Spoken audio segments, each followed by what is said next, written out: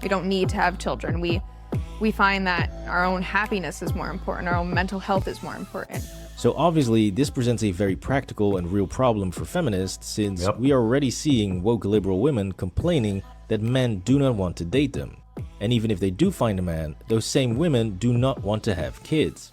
So yeah, solid plan, feminist, you are literally being bred out of existence, since this basically means that the only people who will be making babies in the future are conservatives or more traditional men and women. Now, this trend of showing off how extremely happy you are as an older, child-free, single woman is already making a lot of women who bought into this very miserable. As I already showed in my previous video, The Age of Desperation. Spoiler alert, it doesn't end well.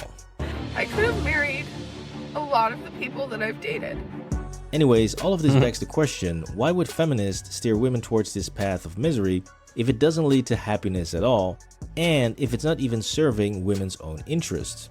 Well, that all comes down to a dirty little secret, which is that equality between men and women was never really the main goal of feminism, but it was simply a byproduct of wanting to free women from the so-called slavery bonds of the family unit.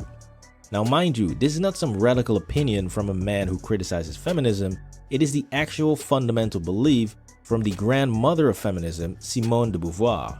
Comme par-dessus le marché, je n'avais pas voulu ni me marier, ni avoir d'enfants, que j'avais donc pas amené une vie intérieure, ce qui est la chose la plus écrasante dans la condition féminine, j'avais échappé aux servitudes de la condition féminine. Not only did she write the feminist Bible called The Second Sex, but she actually spent a lot of time stressing the fact that women need to be freed from men and the bonds of slavish servitude of homemaking and raising a family.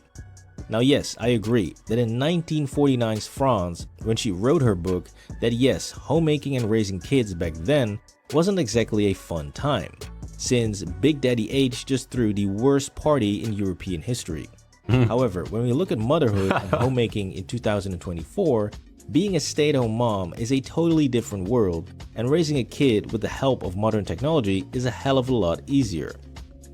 So when you keep bringing up these ancient and really just archaic feminist fundamentals to women who live in the 21st century and are educated, have bank accounts, and are able to spend time on their hobbies while raising a family, then it just doesn't align with reality. I love the way he's playing this out, dude. It's so true. Like, being a mother in the modern world today is awesome. Being a father in the modern world today is awesome. The fact that we have washing machines, we have refrigerators, we have dishwashers, we have all the technology we need. We have air conditioning, heated homes. You don't have to go bust open logs anymore. You don't have to go by the river, bro, and just like clean the shit out of clothes for hours. It took hours to do your clothes. Not